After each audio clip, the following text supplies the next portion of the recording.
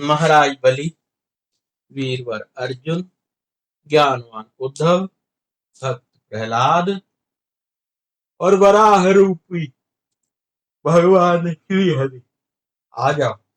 आके हम सबके हृदय पे विराजमान हो जाओ।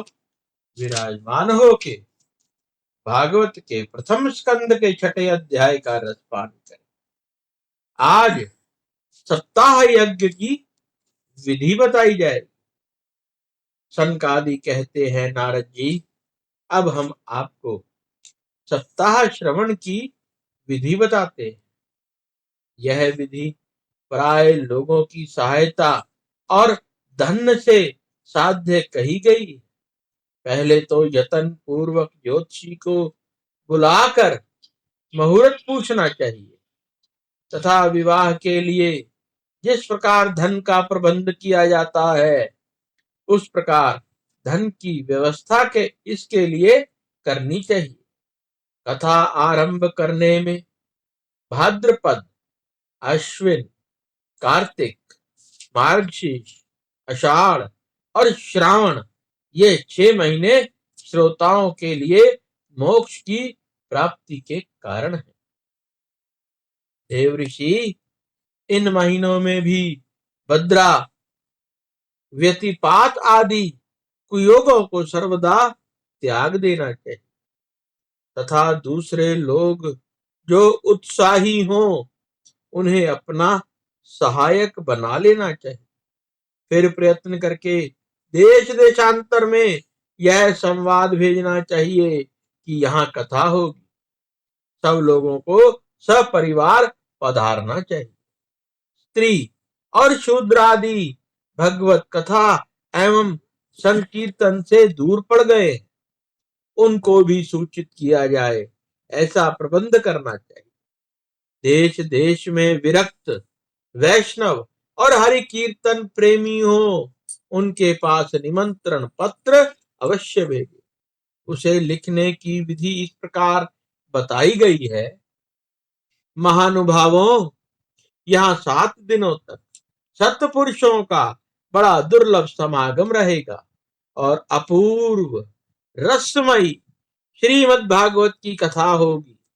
आप लोग भगवत रस के रसिक हैं, अतः भगवतामृत का पान करने के लिए प्रेम पूर्वक शीघ्र ही पधारने की कृपा करें। यदि आपको विशेष अवकाश ना हो तो भी एक दिन के लिए अवश्य ही अपनी कृपा करनी चाहिए, क्योंकि यहाँ तो एक क्षण भी अत्यंत दुर्लभ है। इस प्रकार विनय पूर्वक उन्हें निमंत्रित करें और जो लोग आए उनके यथोचित निवास स्थान का प्रबंध करें। कथा का श्रवण किसी तीर्थ में, वन में अथवा अपने घर पर ही अच्छा माना गया है। जहां लंबा चौड़ा मैदान हो वहीं कथा स्थल रखना चाहिए। भूमि का शोधन, मार्जन और लेपन करके रंग बिरंगी धातुओं से चौक पूरे घर की सारी सामग्री उठाकर एक कोने में रख दे। 5 दिन पहले ही यतन पूर्वक बहुत से बिछोनों के वस्त्र एकत्र कर ले तथा केले के खंभों से सुशोभित एक ऊंचा मंडप तैयार कराएं। उसे सब और फल, पुष्प, पात्र और चंदेरों से अलंकृत करें तथा चारों ओर झाड़ियां लगाकर तरह तरह के सामानों से सजा दे। उस मंडप में कुछ ऊंचाई पर 7 विशाल लोकों की कल्पना करें और उनमें विरक्त ब्राह्मणों को बुलाकर बैठाएं। आगे की ओर उनके लिए वहां यथोचित आसन तैयार रखें। इनके पीछे वक्ता के लिए भी एक दिव्य सिंहासन का प्रबंध करें। यदि वक्ता का मुख उत्तर की ओर रहे तो श्रोता पूर्वाभिमुख होकर बैठे। यदि वक्ता पूर्वाभिमुख होकर रहे तो श्रोता उत्तर की ओर मुख कर बैठने चाहिए। यदि वक्ता और श्रोता को पूर्व मुख होकर बैठना चाहिए। देश काल आदि को जानने वाले महानुभावों, श्रोता के लिए ऐसा ही नियम बताया गया। जो वेद शास्त्र की स्पष्ट व्याख्या करने में समर्थ हो, तरह तरह के दृष्टांत दे सकता हो, और विवेकी और अत्यंत निष्प्रह हो, ऐसे विरक्त और विष्णु भक्त ब्राह्मण को वक्ता बनाना चाहिए। श्रीमद् भागवत के प्रवचन में ऐसे लोगों को नियुक्त नहीं करना चाहिए जो पंडित होने पर भी अनेकों धर्मों के चक्कर में पड़े हुए, स्त्री लंपट एवं पाखंड के प्रचारक हो। वक्ता के पास ही उनकी सहायता के लिए एक वैसा ही विद्वान और स्थापित करना चाहिए, वह भी सब प्रकार के संशयों की निवृत्ति करने में समर्थ और लोगों को समझाने में कुशल हो। कथा के प्रारंभ के दिन से एक दिन पूर्व व्रत ग्रहण करने के लिए वक्ता को क्षौर करा लेना चाहिए और अरुणोदय के समय शौच से निवृत्त होकर अच्छी तरह स्नान करे और संध्या आदि अपने नित्य कर्मों को संक्षेप समाप्त करके कथा के विघ्नों की निवृत्ति के लिए गणेश जी का पूजन करे। तदंतर पितृगण का तर्पण कर पूर्व पापों की शुद्धि के लिए प्रायश्चित करे और एक मंडल बनाकर उसमें हरि को स्थापित करे। फिर भगवान श्री कृष्ण को लक्ष्य करके मंत्रोच्चारण पूर्वक क्रमशः षोडश पंचार विधि से पूजन करे और उसके पश्चात प्रदक्षिणा तथा नमस्कार आदि कर इस प्रकार स्तुति करे। करुणा निधान, मैं संसार सागर में डूबा और बड़ा दीन हूं। कर्मों में मोह रूपी ग्राह ने मुझे पकड़ रखा है। आप इस संसार सागर से मेरा उद्धार कीजिए। इसके पश्चात धूप दीप आदि सामग्रियों से भागवत की भी बड़े उत्साह और प्रीति पूर्वक विधि विधान से पूजा करें। फिर पुस्तक के आगे नारियल रखकर नमस्कार करें और प्रसन्न चित्त से स्तुति करें।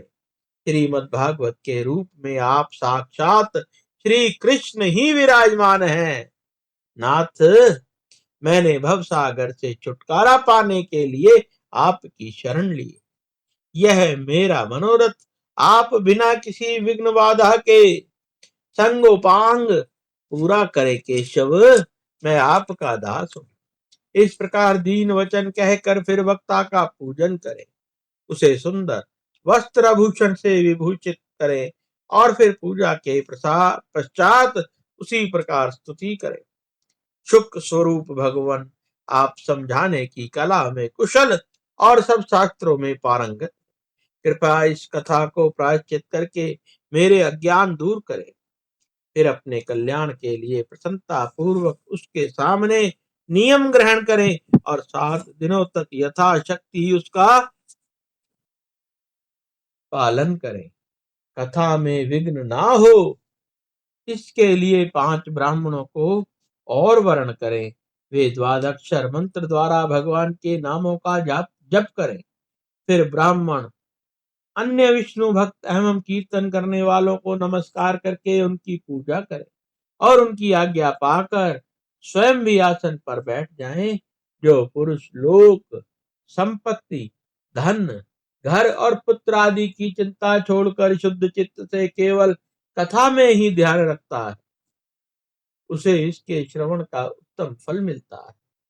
बुद्धिमान वक्ता को चाहिए कि सूर्योदय से कथा आरंभ करके 3:30 पहर तक मध्यम स्वर से अच्छी तरह कथा वाचे।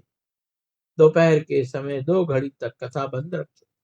उस समय कथा के प्रसंग के अनुसार वैष्णवों को भगवान के गुणों का कीर्तन करना, व्यर्थ की बातें नहीं करनी चाहिए। कथा के समय मल मूत्र के वेगों को काबू रखने के लिए अल्प आहार सुखकारी होता है।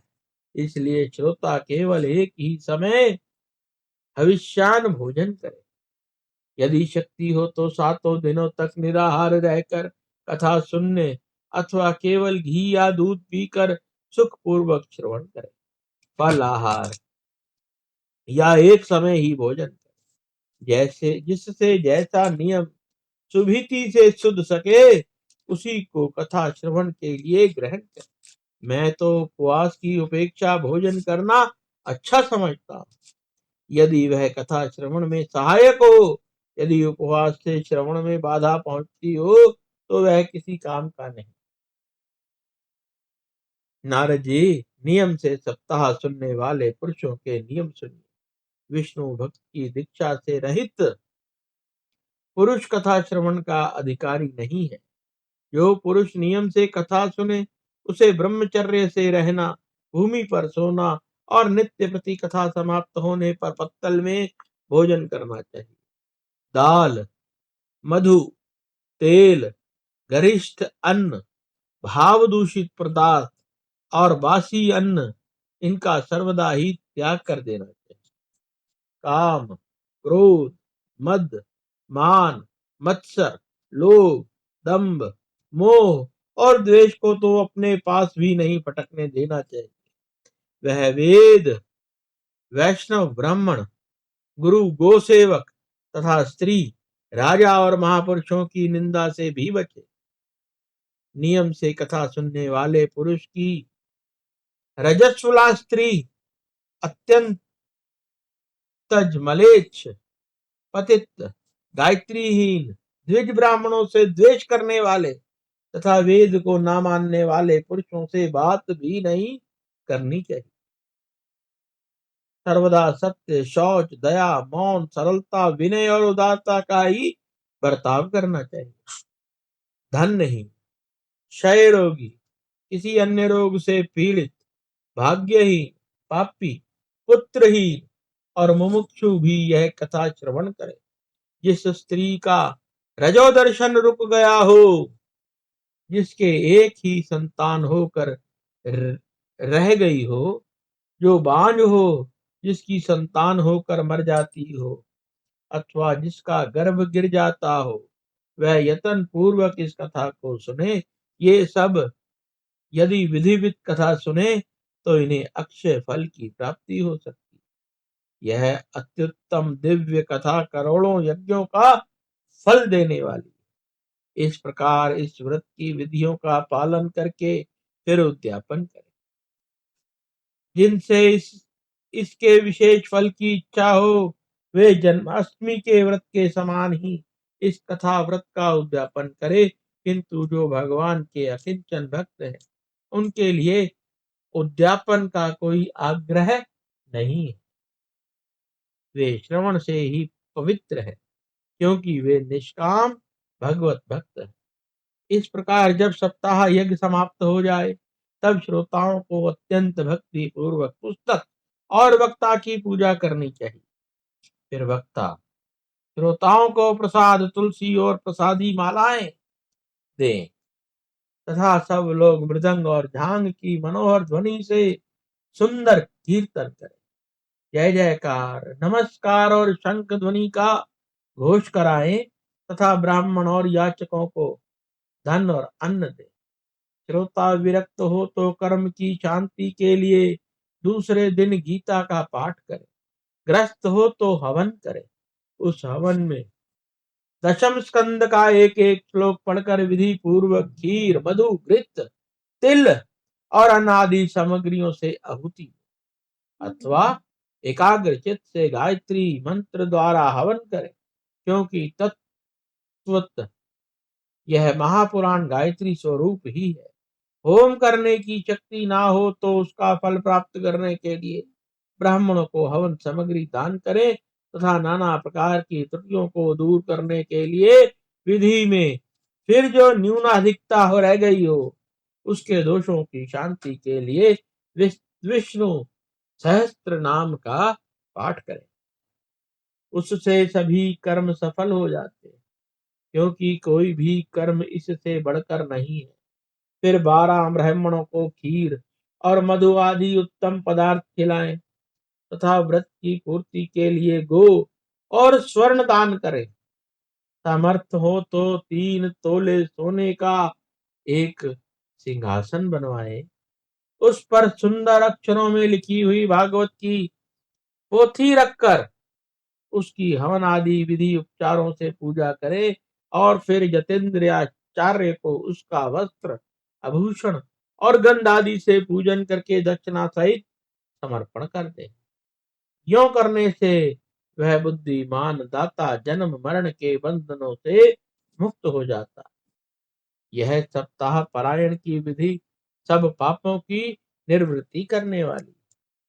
इसका इस प्रकार ठीक ठीक पालन करने से यह मंगलमय भगवत पुराण अभिष्ट फल प्रदान करता है तथा अर्थ, धर्म, काम और मोक्ष चारों प्रकार की प्राप्ति का साधन हो जाता है।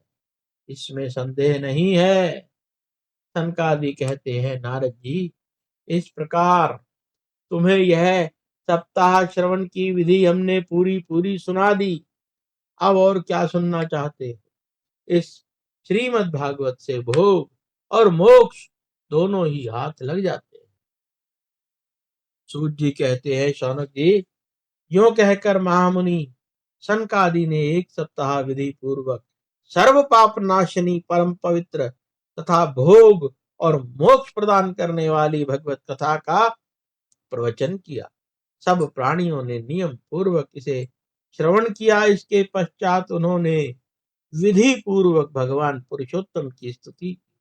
कथा के अंत में ज्ञान, वैराग्य और भक्ति को बड़ी पुष्टि मिली और वे तीनों एकदम तरुण होकर सब जीवों का चित्त अपनी ओर आकर्षित करने लगे।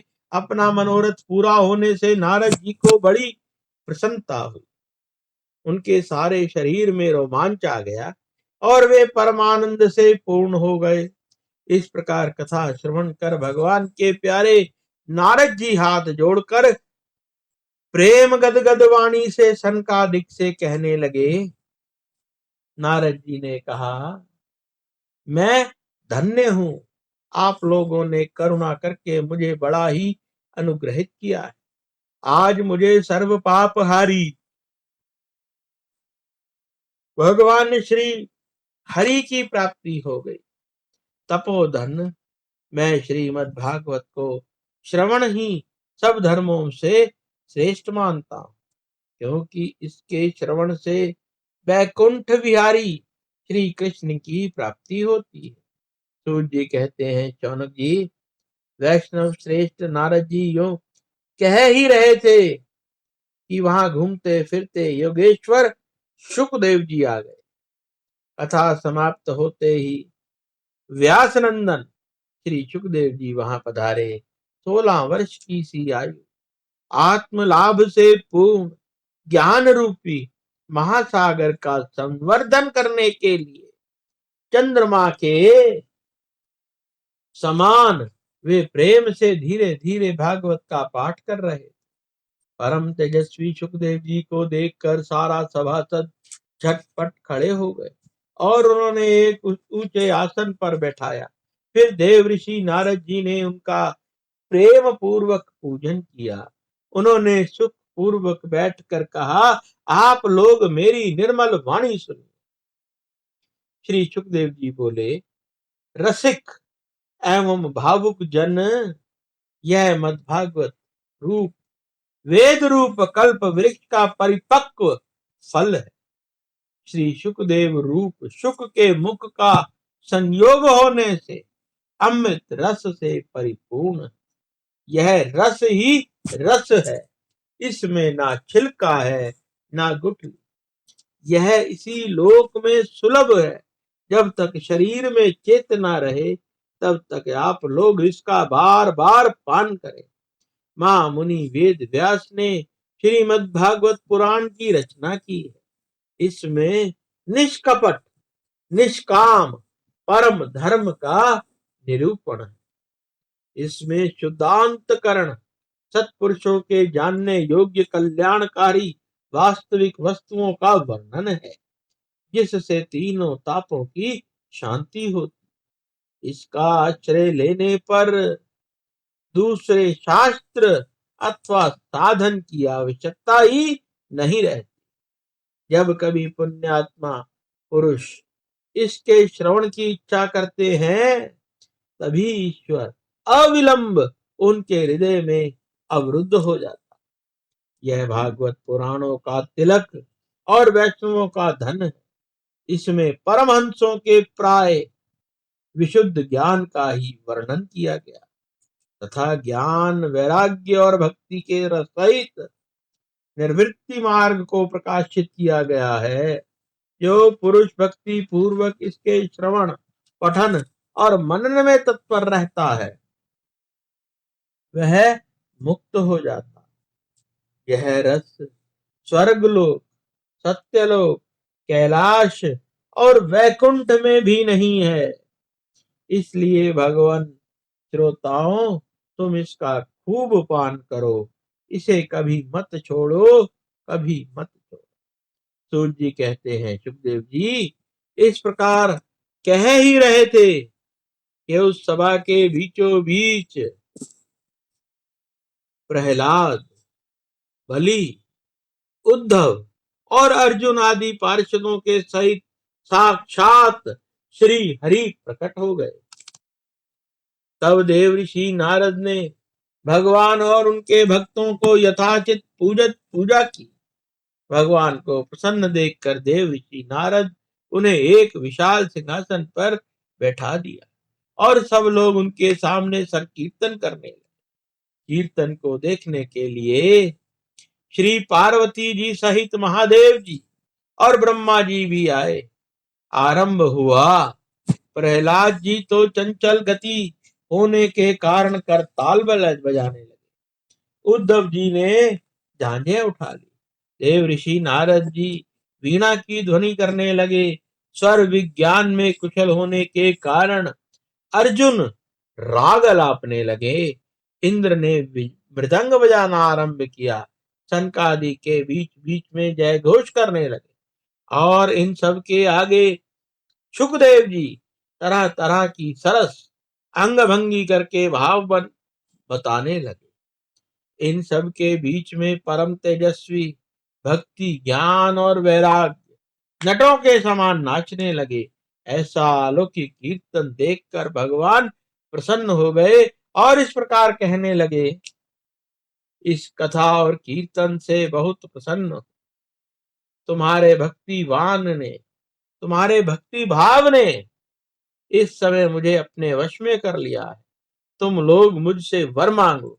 भगवान के यह वचन सुनकर सब लोग बड़े प्रसन्न हुए और प्रेमार्ध चित्त से भगवान से कहने लगे, भगवान हमारी यह अभिलाषा है कि भविष्य में जहां कहीं भी सप्ताह कथा हो अथवा आप इन पार्षदों के साथ अवश्य पधारे। हमारा यह मनोरथ पूर्ण कर दीजिए। भगवान तथास्तु कहकर अंतर ध्यान हो गए। इसके पश्चात नारद जी ने भगवान तथा उनके पार्षदों के चरणों को लक्ष्य करके प्रणाम किया और फिर सुखदेव जी आदि तपस्वियों को भी नमस्कार किया। कथा अमृत का पान करने से सब लोगों को बड़ा ही आनंद हुआ। उनका सारा मोह नष्ट हो गया। फिर वे सब लोग अपने अपने स्थानों को चले गए। उस समय सुखदेव जी ने भक्ति को उसके पुत्रों सहित अपने शास्त्र में स्थापित कर दिया। इसी से भागवत का सेवन करने से श्री हरि वैष्णवों के हृदय में आविराजते हैं। जो लोग दरिद्रता, दुख, ज्वर की ज्वाला में दग्ध हो रहे हैं, उन्हें माया पिशाचिनी ने रोंद डाला है। जिन्हें माया पिशाचिनी ने रौंद डाला है तथा संसार समुद्र में डूब रहे हैं, उनका कल्याण करने के लिए श्रीमद् भागवत सिंहनाद कर रहा है। शौनक जी ने पूछा, सूत जी, सुखदेव जी ने राजा परीक्षित को, गोकर्ण ने धुंधकारी को और सनकादि ने नारद जी को किस किस समय यह ग्रंथ सुनाया था, मेरा यह संशय दूर कीजिए। सूत जी ने कहा, भगवान श्री कृष्ण के स्व धाम गमन के बाद कलयुग के 30 वर्ष से कुछ अधिक बीत जाने पर भाद्रपद मास की शुक्ला नवमी को सुखदेव जी ने कथा आरंभ की थी। राजा परीक्षित के कथा सुनने के बाद कलयुग 200 वर्ष बीत जाने पर आषाढ़ मास की शुक्ल नवमी को गोकर्ण जी को यह कथा सुनाई। इसके पीछे कलयुग के 30 वर्ष और निकल जाने पर कार्तिक शुक्ल की नवमी से सनकादि कथा आरंभ की। निष्पाप शौनक जी, आपने जो कुछ पूछा था उसका उत्तर मैंने आपको दे दिया। इस कलयुग में भागवत की कथा भव रोग के लिए राम बाण औषधि है। संत जन आप लोग आदर पूर्वक इस कथा का पान कीजिए। यह कृष्ण को अत्यंत प्रिय है। संपूर्ण पापों का नाश करने वाला, मुक्ति का एकमात्र कारण और भक्ति को बढ़ाने वाली। लोक में अन्य कल्याणकारी साधनों को विचार करने का और तीर्थों का सेवन करने से क्या होगा। अपने दूत को हाथ में पाश लिए देखकर यमराज उसके कानों में कहते हैं, देखो, जो भगवान की कथा वार्ता में मत हो रहे हो उनसे दूर रहे और औरों को ही दंड देने की शक्ति रखता हूँ, वैष्णवों को नहीं। इस आसार संसार में विषय रूप विष की आसक्ति के कारण व्याकुल बुद्धि वाले पुरुषों अपने कल्याण के उद्देश्य से आधे क्षण के लिए भी इस शुभ कथा रूप का अनुपम सुधा पान किया करो। प्यारे भाइयों, निंदित कथाओं से युक्त कुपथ में व्यर्थ ही क्यों भटक रहे हो। इस कथा के कान में प्रवेश करते ही मुक्ति हो जाती है। इस बात के साक्षी राजा परीक्षित है। श्री सुखदेव जी ने प्रेम रस के प्रवाह में स्थित होकर इस कथा को कहा। इसका जिसके कंठ से संबंध हो जाता है वह वैकुंठ का स्वामी हो जाता है। शौनक जी, मैंने अनेक शास्त्रों को देखकर यह परम गोप्य रहस्य अभी अभी सुनाया है। सब शास्त्रों के सिद्धांतों का यही निचोड़ है। संसार में सुख शास्त्र से अधिक पवित्र और कोई वस्तु नहीं है। अतः आप लोग परमानंद की प्राप्ति के लिए इस द्वादश स्कंद रूप रस का पान करें। जो पुरुष नियम पूर्वक इस कथा का भक्ति भाव से श्रवण करता है और जो शुद्धांत कर्ण भगवत भक्तों के सामने इसे सुनाता है, वे दोनों ही विधि का पूरा पूरा पालन करने के कारण इसका यथार्थ फल पाते। उनके लिए त्रिलोकी में कुछ भी असाध्य नहीं रह जाता। बोलो भगवान श्री कृष्ण की जय। बोलो शंकर भगवान की जय।